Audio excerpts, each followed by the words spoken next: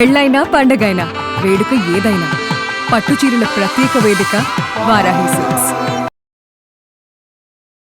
నమస్తే, welcome to Suman TV. నేను పద్మిని. ప్రస్తుతంతో పాటు ప్రముఖ ఆధ్యాత్మికవేత్త, వాస్తు జ్యోతిష పండితులు కేసీఆర్ గారు ఉన్నారు. మాట్లాడదాం. సార్ నమస్తే. సార్, శ్రావణ శుక్లపక్ష ఏకాదశి వచ్చేస్తోంది సార్. పుత్రదా ఏకాదశిగా పిలువబడేటటువంటి ఈ ఏకాదశి వైశిష్ట్యం ఏమిటి? మరి పేర్లో ఉన్నట్టుగానే సంతాన ప్రాప్తికి ఈ ఏకాదశిని వినియోగించుకోవచ్చా? ఆల్రెడీ సంతానం ఉన్న వారికి మరి ఈ పుత్రదా ఏకాదశి ఆచరిస్తే ఎటువంటి ఫలితం ఉంటుంది? అసలు ఇంతకీ ఏకాదశి నాడు ఏం చేయాలి? పోయిన ఏకాదశికి మీరు చెప్పారు, ఎల్లో కలర్ పేపర్ మీద మీ కోరిక రాసి చెట్టు మొదల్లో పెట్టండి, ఖచ్చితంగా నెరవేరుతుంది అని చెప్పి. దాన్ని చాలా మంది ఆచరించడం జరిగింది. ఈవెన్ నాకు పర్సనల్ గా మెసేజెస్ చేసిన వాళ్ళు కూడా ఉన్నారు. సో అటువంటి ప్రక్రియలు కూడా ఈ ఏకాదశికి ఏమైనా పాటించాల్సి ఉంటుందా? ఇవన్నీ ఒక్కసారి మీ ద్వారా సార్. తప్పకుండా. ఇది అంటే ఎప్పుడు కూడా మనం ఏమంటామంటే ఆ యొక్క సందర్భాన్ని బట్టి కానీ దానికి ఉండే విశిష్టతను బట్టి మనం ఆచరించగలిగే పరిహారాల్లో ఒక్కోసారి మనం మార్పు చేసుకోవాల్సి ఉంటుంది. సో ప్రతిసారి ఒకే రకమైన తంత్రాన్ని అవలంబించలేం. అంటే ఏమంటాం, మనం తద్దినానికి పెళ్ళికి ఒకే మంత్రాన్ని చదవలేము, చేయలేం. కాబట్టి సో కొన్నిసార్లు పరిహారాలు మారచ్చు, కానీ ఫలితం మటుకు అదే. అంటే మనం దేనికోసం అనుకుంటామో ఆ ఫలితాన్ని ఇవ్వటం అనేది మనకి ముఖ్యం. సో ఇక్కడ ఈ పుత్రద ఏకాదశికి కూడా నిజానికి పసుపుతోనే లింక్ ఉంది.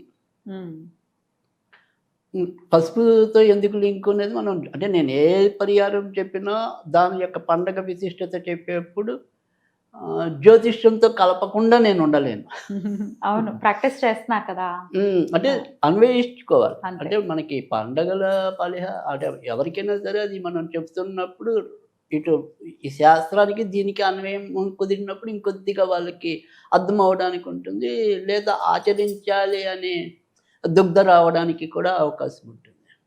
సో ఇక్కడ మనకి జాతకంలోకి వచ్చేప్పటికి ఏంటంటే జనరల్గా ఉండే బలం గురుడని తెలుసు. అంటే సంతాన యోగం సరిగ్గా ఉండాలి అన్న దాని మీద కూడా మనం లోగడ ఒక వీడియో చేసాం. అంటే పుట్టిన సంతానం సరిగ్గా ఉండటమైనా సో అది గురు కృప ఉండాలి అని చెప్పి అది జనరల్ అనుకోండి. కానీ జాతకంలోకి వచ్చేప్పటికి ఎవరైనా సరే రవితో కలిసినప్పుడు, అంటే సంతానకారకుడు రవితో కలిసినప్పుడు ఇబ్బంది ఉంటుంది. ఎందుకంటే రవి అనేది అగ్నిగ్రహం కాబట్టి ఖచ్చితంగా కష్టం. అంటే సంతానకారకుడు నీచల్లో ఉంటే మనం బలం పెంచడానికి పరిహారాలు చాలానే ఉంటాయి, కానీ సంతానకారకుడు రవితో కలిసినప్పుడు చాలా ఇబ్బంది. అంత ఈజీ కాదు, బలమైన రెమెడీస్ అవసరం ఉంటాయి. అంటే ఆ లగ్నం నుంచి పంచమాధిపతి సంతానకారకుడు అవుతాడు, అతను రవితో కలిసి ఉండకూడదు. రైట్. అంటే ఇప్పుడు ఉదాహరణకి చెప్పాలి అనుకుంటే మేష రాశి, వీళ్ళకి అంటే రాశులు తెలుసు కాబట్టి మేష రాశికి వచ్చేప్పటికి పంచమాధిపతి రవి అవుతాడు. సో ఆ రవి ఏమంటాం భావనాశన అన్నారు కదా, అంటే ఎవరి అక్కడ. సో రవి స్థానంలో ఉండి అక్కడ ముఖ్యంగా సింహంలో ఉన్నాడు అనుకోండి, కేతు గ్రస్తం అంటే కేతు నక్షత్రం మఖా నక్షత్రంలో ఉన్నాడు అనుకోండి, ప్రాబ్లం ఉంటుంది. అక్కడ ఉన్న 3 నక్షత్రాలు ఇబ్బంది రవికి. అంటే సొంత నక్షత్రం ఉంది కదా, అదే నేను చెప్తున్నా. సొంత నక్షత్రం ఉన్నప్పుడు ఇంకా పవర్ఫుల్ కదా. లేదు శుక్రుడు నక్షత్రంలో ఉన్నాడు అనుకోండి ఉదాహరణకి, శుక్రుడు నక్షత్రంలో ఉంటే జనరల్ గా మగవాళ్ళకి ప్రాబ్లం అవుతుంది, ఆడవాళ్ళకి అంత ప్రాబ్లం ఉండదు, కానీ వీర్య కణాలకి కొంత ఇబ్బంది అవుతుంది. సో అందుకని రవి ఎప్పుడైనా సరే సంతానం మీద ఇన్ఫ్లుయెన్స్ చూపించడానికి ఉంటుంది కొంతవరకు. కానీ ఒకవేళ రవితో మనకి అంటే అనుకూలుడై ఉన్నప్పుడు మాత్రం చాలా తేజవంతమైన పిల్లలు పుట్టడానికి, అంటే స్పార్క్ ఏమంటాం స్పాంటేనియస్గా దేనికైనా సరే టక టక టక టక అల్లుకుపోవడానికి. సో ముఖ్యంగా మనకి తెలిసి పెద్ద పెద్ద కీలకమైన పోస్టులన్నింటినీ కూడా వెనకాల ఇలాంటి పరాక్రమవంతులైన సంతానం ఉండాలంటే స్త్రీ అయినా మగైనా రవి ఉంటాడు మళ్ళీ రవి. సో అందుకని ఇక్కడ గురు రవి కాంబినేషన్ అనేది చాలా ఇంపార్టెంట్. పైగా మనకి ఈ మాట వచ్చినట్టు ఇప్పుడు ఏదైనా సరే సంతానానికి రవి అనేది మనం ఎలా చెప్పుకున్నామో, నెక్స్ట్ ప్రియారిటీకి వచ్చినప్పుడు సాధారణంగా మనకి సంతాన విషయాల్లో రాహు కేతు దోషం ఉంటాయి, కలగడం కష్టం ఉంటుంది కదా, దాని సర్పదోషం అంటాం కదా. సో పంచమంలో కేతు ఉన్న, పంచమంలో రాహు ఉన్న. సో డిలే ఉంటుంది కదా సార్ పంచమంలో కేతు ఉంటే? పంచమంలో కేతు ఉంటే డిలే ఉంటుంది, అసలు ఒకసారి పుట్టకపోవచ్చు. ఒక్కోసారి పుట్టవు. అదే శుభగ్రహ రాహు దృష్టి అయితే ఉంటే? చెప్పలేం, తీసుకెళ్తూ ఉంటాడు, అంటే అభాషలు చేస్తూ ఉంటాడు, మళ్ళీ కలిగిస్తూ ఉంటాడు. ఈ కేతు అనుకోండి ఏదో ఒకటి తేల్చేస్తాడు, అమ్మ నువ్వు ఆర్టిఫిషియల్ వెళ్ళిపోవాల్సిందే. శుభగ్రహ దృష్టి ఉంటే లేకపోతే శుభగ్రహాలతో ఉంటే అప్పుడు శుభగ్రహం అంటే ముఖ్యంగా రాహు మీద బుధుడు దృష్టి ఉన్న, శుక్రుడు దృష్టి ఉంటే మంచిది, కేతు మీద గురుడు దృష్టి ఉంటే మంచిది. సో అలాంటి కొన్ని కాంబినేషన్, అందుకే మనకంటే జాతకం వచ్చినప్పుడు అయితే మనం కరెక్ట్గా దాన్ని చెప్పడం అనేది ఉంటుంది. సో ఇక్కడ ఈ ఏదైతే మనం పుత్రద ఏకాదశిని తీసుకున్నప్పుడు అది ఖచ్చితంగా మనకు అనుకోకుండా కేతు నక్షత్రంలోనే వచ్చింది. అంటే ఇవాళ మనం పిల్లల కోసం పాటించే ఏ రెమెడీ అయినా సరే అది కొంతవరకు సఫలీకృతం కావడానికి కూడా అవకాశాలు ఎక్కువ కనిపిస్తున్నాయి. సో పైగా దీని యొక్క వృత్తాంతం కూడా అదే.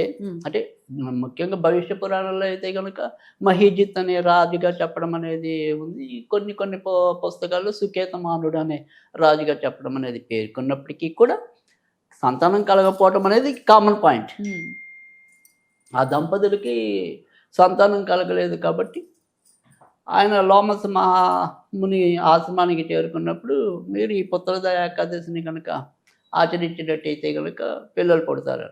అయితే ఈయన ఏంటంటే చాలా ప్రజలు జనరంజకంగా పరిపాలించుకునేవాడు. ఈయన బాధ జనాలందరూ కూడా బాధపడ్డారు. అయ్యో మా మహారాజు గారు ఇంత మంచి ఆయన, ఇంత ఉత్తముడు, ఆయనకి పిల్లలు పుట్టలేదని ఆయనకి చెప్తే మొత్తం ఊరు కూడా ఆచరించింట అదే వ్రతాన్ని. మరి చూడండి, అంటే అందుకని మనం ఎప్పుడైనా సరే ఇప్పుడు మనకు ఎవరంటే మనం ఇప్పుడు ఏదైనా సరే మనం అమితంగా ప్రేమించే ఏదైనా సరే ఒక యాక్టర్కి చిన్న ప్రమాదం, ఆ యాక్టర్ చల్లగా ఉండాలని మనం కోరుకుంటూ ఉంటాం. అందుకని నాయకులు అంటే అక్కడ అంటే మనకి మనం అర్థం చేసుకుంటే నాయకులు కనుక చాలా ప్రజలను అలా చొరగొనుకుంటే ప్రజల దీవెనలు వాళ్ళకు ఉంటాయి. లేదంటే వాళ్ళు అలా పిచ్చ పనులు చేస్తుంటే మన శాపనార్థాలే వాళ్ళకి తగులుతుంటాయి. ఎవరికొకరికి వాక్ పవర్ ఉంటుంది కదా, ఉండకుండా ఎందుకుంటుంది కదా, కనిపించారు అంతే వాళ్ళు కదా. అందుకని ఆ శాపనార్థాలు ఖచ్చితంగా వాళ్ళకి ఫలిస్తాయి. అందుకని ఇక్కడ పాపం అందరూ కూడా రాజు కోసం దాన్ని పాటించారు. సో అందుకని ఇవాళ మనకు కావాల్సింది అంటే పిల్లలు, మీరు అడిగారు అంటే ఉన్న పిల్లలు ఎవరైనా సరే సంతానం అనేది చాలా చక్కగా అభివృద్ధిలోకి రావడానికి ఇదే రెమెడీ. లేదు అసలు మాకు పిల్లలే పుట్టట్లేదండి, ఎన్నో ప్రయోగాలు చేస్తున్నాం, ఎన్నో డాక్టర్ల చుట్టూ తిరిగాం, అయినా కానీ మాకు ఫలించలేదండి అని బాధపడే వాళ్ళకి ఇదే. తర్వాత మళ్ళీ ఎస్పెషల్లీ మగ సంతానమే కావాలని కోరుకునే వాళ్ళకి కూడా ఇదే రెమెడీ. అయితే ఈరోజు మనం ఖచ్చితంగా విష్ణుమూర్తి పటం అనేది అవసరం ఉంటుంది.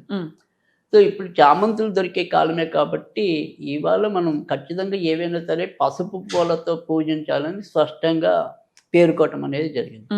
చూడండి ఇక్కడ పసుపు అనేది గురువారం కదా, సో అందుకని మనం అంతకితం పసుపు కాగితానికి ఇప్పుడు పసుపు పూలకి సంబంధం ఉందని చెప్పడం కోసం నేను సో అప్పుడు గురువు కోసం మనం చేస్తాము, ఇప్పుడు కూడా గురువు కోసం కానీ అనుకోండి. సరే మంత్రంలోకి వచ్చేప్పటికి రవి ఎలాగో వస్తాడు. సో పసుపు పూలు ఏదైనా సరే శక్తి కొద్దీ, చామంతులు అయితే ఇప్పుడు విరివిగా దొరికే కాలం కాబట్టి ఖచ్చితంగా పసుపు పూలతో మనం పూజించాలి. ఈ పసుపు పూలతో పూజించేప్పుడు ఇప్పుడు నేను ఏదైతే చాలా చిన్న మంత్రం ఏదైతే చెప్తానో దాన్ని ఇవాళ నుంచి మొదలెట్టాలి. 108 సార్లు మొదలెట్టి మళ్ళీ శుక్ల ఏకాదశితో ముగించాలంటే 30 రోజులు కంటిన్యూస్ గా చేయాలి. మధ్య మధ్యలో ఆడవాళ్ళు ఏదైనా పీరియడ్స్ వచ్చినప్పుడు ఆగిపోండి, ఏం పర్వాలేదు. సో ఖచ్చితంగా చేసుకుంటే మంచిది అనమాట ఈ ఏకాదశి నుంచి మళ్ళీ శుక్ల ఏకాదశి వరకు. అయితే ఏం చేయాలి అంటే కనుక మంత్రం చాలా తేలిగ్గానే వచ్చేస్తుంది. ఓం క్లీం నమో నారాయణాయ సర్విద్భానవే నమః, సర్వవిద్భానవే నమః, సర్వవిద్భానవే నమః అంటే అది యాక్చువల్గా విష్ణు సహస్రనామంలో సర్వవిద్భాను అని వస్తుంది, సర్విద్భాను అని వస్తుంది. సో అంటే తేజోవంతమైన సర్వవిద్ అంటే విత్ అని కూడా ఉంది, అంటే తేజోమయమైన సంపదనిచ్చేవాడు. అంటే ఆ సంపద అనేది పుత్ర సంపద అవ్వచ్చు, సంతాన సంపద అవ్వచ్చు, జనరల్ సంపద అవ్వచ్చు. పైగా మరొక విషయం ఏం చెప్పారు అంటే కనుక ఇదే రోజు కుబేరుడు కూడా జన్మించిన రోజు అని చెప్పి కొన్ని గ్రంథాలు పేర్కొన్నాయి. ఓ. సో ఏదైతే శ్రావణ శుక్ల ఏకాదశి అనేది ఉమ్. కుబేరుడి యొక్క పుట్టినరోజు కూడా. అందుకని ఆర్థిక సంపదలు కావాలనుకునే వాళ్ళు కూడా ఇదే మంత్రం చేసుకోవచ్చు. ఉమ్. బా. ఉమ్. సో అందుకని ఒకసారి మళ్ళీ చెప్పండి సార్ అది. ఓం క్లీం నమో నారాయణాయ ఓం క్లీం నమో నారాయణాయ సర్వవిద్ భానవే నమః. సర్వవిద్భానవే నమః. అదే దాంట్లో అయితే మనకి సహస్రనామంలో సహా ఏమి రావు, నమః ఇవన్నీ రావు. అవును. సర్విద్ భానుహు అని వస్తుంది. సర్వవిద్ భానుహు, సర్వవిద్ భానుహు అని వస్తుంది. ఉమ్. కానీ ఇది మంత్రానికి మరల్చాం కాబట్టి మారింది. అద్భుతం. ఉమ్. సో అందుకని ఇక్కడ ఉమ్. సూర్యుడితో సమానమైన తేజం కలిగింది. ఉమ్. అంటే ఇక్కడ మనకి ఏంటంటే ఏదైనా సరే జగత్తులో మనకి భౌతికంగా ఉమ్. మనకి వెలుగునిచ్చేవాళ్ళు సూర్యచంద్రుడు. ఉమ్. తర్వాత కృత్రిమంగా వెలిగించేది దీపం. ఉమ్. కానీ శాశ్వతమైన ప్రకాశయానమానం చేయగలిగే సత్తా కేవలం పరమాత్ముడికే ఉంది. అవును. సో ఆత్మదీపం వెలిగించుకునే వాళ్ళకి ఈ భౌతిక చీకట్లు వెలుగులతో సంబంధం లేదు. ఉమ్. సో అలాంటి ఆత్మ జ్యోతిని సందర్శింపజేయగలిగే సత్తా కూడా ఆ మంత్రానికి ఉంది. ఉమ్. సో అందుకని ఖచ్చితంగా ఈ మంత్రాన్ని కనుక మనం పఠిస్తూ ఉండటమే. తర్వాత మరి ఏంటి ఉమ్. నివేదన ఏం చేయాలి ఉమ్. అనేది కనుక అంటే ప్రతిరోజు కూడా నివేదన చేయాల్సింది ఏమీ లేదు. ఉమ్.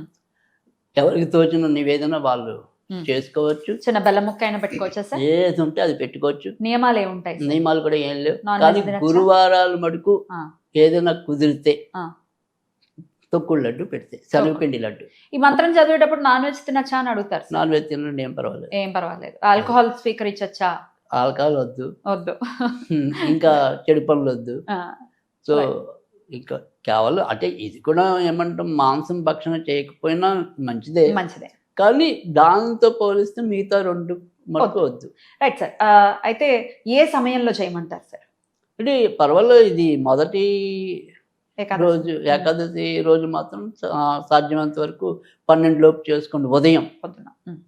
సో ఉదయం పూట మాకు కుదరదు అని ఎవరైనా అంటే ఆ రోజంతా ఎలాగో ఏకాదశి ఉంది, కంగారు పడాల్సింది ఏం లేదు. ఆదివారం పైగా సెలవు రోజు. సెలవు రోజు జనరల్గా పొద్దున కుదురుతుంది అందరికీ. ఒకవేళ పొద్దున కుదరకపోతే రాత్రి 7 నుంచి 9 మధ్య చేయమనండి. రైట్. సో ఈ టైమింగ్స్లో ఎప్పుడు చేసినా పర్వాలేదు. మొదలెట్టేది మటుకు ఖచ్చితంగా ఈ రోజే మొదలెడితేనే మనకు ఆ ఫలితం వస్తుంది. ఎందుకంటే ఇది పుత్రదా ఏకాదశి కాబట్టి. అద్భుతం. పిల్లల భవిష్యత్తు బాగుండాలన్నా, అసలు ముందు పిల్లలు కలగాలన్నా పుత్రదా ఏకాదశిని ఆశ్రయించాలి అని చెప్తున్నారు. అన్ని రకాల సంపదలకి కూడా ఇదే చెప్తున్నారు.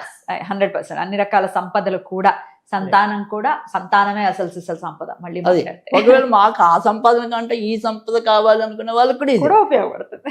రైట్. అద్భుతంగా తెలియజేశారు సార్. కృతజ్ఞతలు. నమస్కారం సార్.